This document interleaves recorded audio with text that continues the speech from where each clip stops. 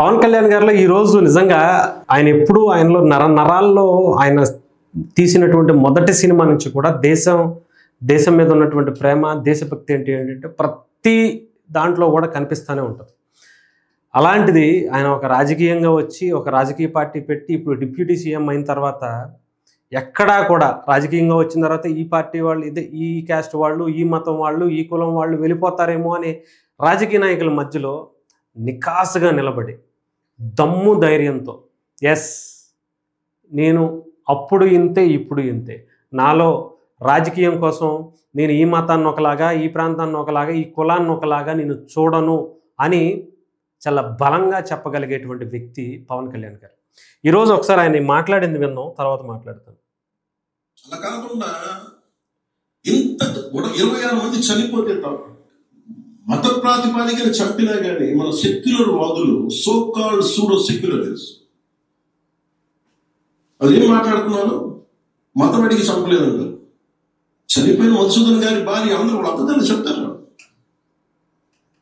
పాకిస్తాన్ని ప్రేమిస్తా అంటారు వీళ్ళందరూ. ఇక్కడ భారతదేశంలో కూర్చొని పాకిస్తాన్ ప్రేమిస్తుంటారు. మొన్న కొంతమంది నాయకులు డిబేట్ లో మాట్లాడుతూ చూస్తున్నారు.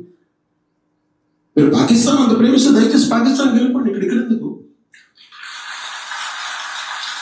పాకిస్తాన్ మీద మీకు అంత ప్రేమే ఉంటే ఇది మాట్లాడుతున్న వీళ్ళందరూ కూర్చొని కాంగ్రెస్ నాయకులు వీళ్ళందరూ కొంతమంది ఎమ్మెల్సీలు కూడా ఉన్నట్టుగా అనిపించింది. ఇదనమాట. అంటే నిజంగానే కొంతమంది ఎవరో సూడో సెక్యులరిజం పేరుతో ఇంకా మన భారతదేశంలోనే ఉంటూ, భారతదేశంలో డబ్బులు తింటూ, భారతదేశం పెట్టే తిండి తింటూ, ఇక్కడ ప్రజలు ఎంతోమంది హిందువులు, ఎంతోమంది ముస్లింలు, క్రిస్టియన్లు అందరూ కలిసి ఉంటూ సంపాదిస్తూ వీళ్ళని బ్రతికిస్తున్నటువంటి పరిస్థితుల్లో ఉన్నటువంటి కొంతమంది నాయకులు కూడా ఇంకా పాకిస్తాన్ అంటేనే ఇష్టం, నేను పాకిస్తాన్ని ఇష్టపడతా, పాకిస్తాన్లో ఉన్నటువంటి టెర్రరిస్టులను ఇష్టపడతా, వాళ్ళు చేసేటువంటి అన్నిటిని నేను ఇష్టపడతాను అనుకుంటే దొబ్బేయండి ఇక్కడి నుంచి, ఇక్కడ ఉండద్దు మీరు, మీలాంటి వాళ్ళకి భారతదేశంలో స్థానమే లేదు అనేది చాలామంది వాదన. ఈరోజు అదే బలంగా పవన్ కళ్యాణ్ గారు లాంటి ఒక నాయకుడు మాట్లాడడం దీనికి ఇంపాక్ట్ చాలా బలంగా క్రియేట్ చేస్తుంది. కొంతమందికి నచ్చదు, ఎందుకంటే వాళ్ళకి ఇక్కడ ఉన్నటువంటి పరిస్థితుల గురించి అవసరంలా, ఇక్కడ వసుదైక కుటుంబంలా కలిసి ఉన్నటువంటి హిందూ, ముస్లిం, క్రిస్టియన్లు అందరూ కలిసి ఉండటం కాదు కావాల్సింది, ఏ వర్గానికి ఆ వర్గం కొట్టుకోవటం కావాలి, ఏ మతానికి ఆ మతాన్ని కొట్టుకోవడం కావాలి. తద్వారా వాళ్ళలో చీలికలు తెచ్చి ఓటు బ్యాంకు రూపంలో వాళ్ళని మీరు మీ దగ్గర రాకూడదు అంటే నాకు ఓటేయండి, మీరు వాళ్ళ దగ్గరికి రాకుండా ఉండాలంటే నాకు ఓటేయండి అని చెప్పి విడతీసి విభజించి వాళ్ళ రాజకీయ పబ్బం గడుపుకునేటువంటి పార్టీలే ఉన్నాయి తప్ప అందరినీ కలిసి ఉండమని, కలిసి జీవించమని, మనం ఇలా ఉంటేనే మన భారతదేశానికి మంచి పేరుంది, ఇతర దేశాల్లో ఎక్కడ ఏ ముస్లిం కంట్రీలో, ఏ క్రిస్టియన్ కంట్రీలో కూడా కలిసి ఉండేటువంటి పరిస్థితులు లేవు.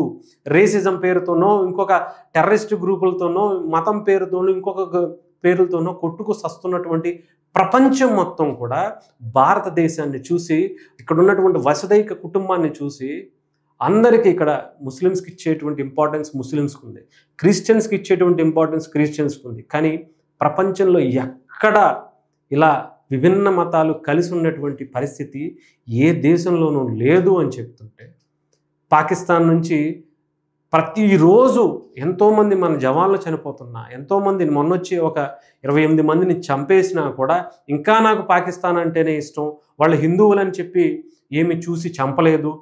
అక్కడ చాలా క్లియర్గా అక్కడ ఉన్నటువంటి కుటుంబాలు అందరూ కూడా చెప్తున్నారు వాళ్ళు ముస్లిమ్సా కాదా అని డ్రాయర్లు, ప్యాంట్లు ఊడ తీసి మరీ సుంతి చేశారా లేదా అని చెక్ చేసి మరి అక్కడ చనిపోయినటువంటి బాడీలకు కూడా ప్యాంటు కిందకి లాగేసి ఉన్నటువంటి పరిస్థితులను చూస్తుంటే కూడా ఇంకా ఇలాంటి టెర్రరిస్టులు, నిజంగా వీళ్ళందరూ కూడా భారతదేశంలో ఉన్నటువంటి టెర్రరిస్టులే.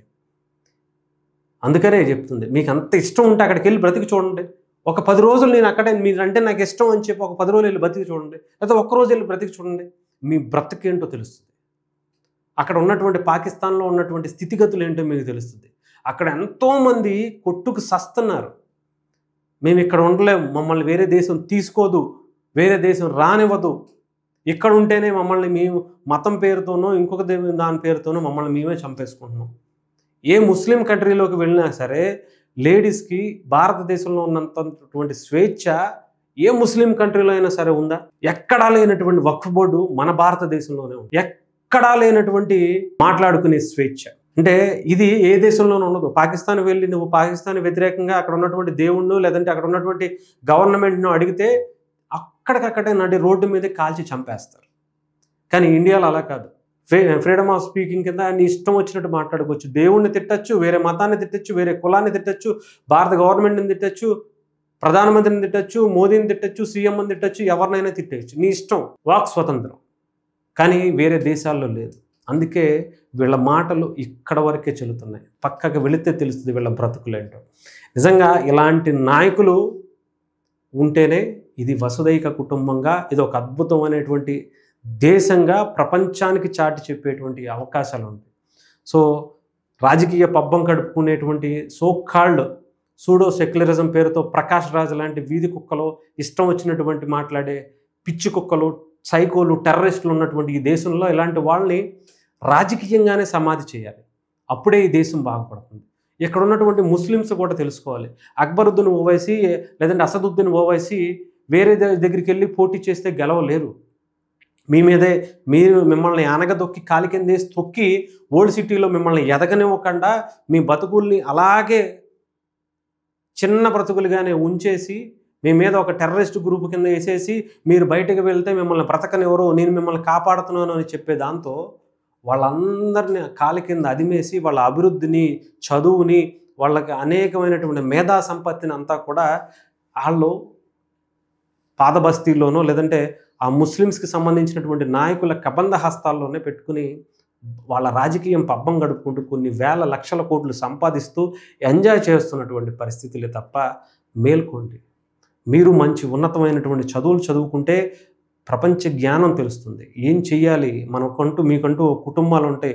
మిగతా వాళ్ళలాగా ఎంతో ఉన్నతమైనటువంటి విద్యను అభ్యసించి ఎన్నో గొప్ప గొప్ప పనులు చేసుకుంటూ గొప్ప గొప్ప కంపెనీలను స్థాపిస్తుంటే మీలాంటి వాళ్ళకి ఇంకా మీతో పాటు ఎంతోమందికి ఉపాధి అవకాశాలు కల్పించేటువంటి దాన్ని వదిలేసి ఇంకా ఈ రాజకీయ నాయకులకి ఓట్లేసి గెలిపిస్తే మీ భవిష్యత్తుని మీరే సర్వనాశనం చేసుకున్నటువంటి పరిస్థితి.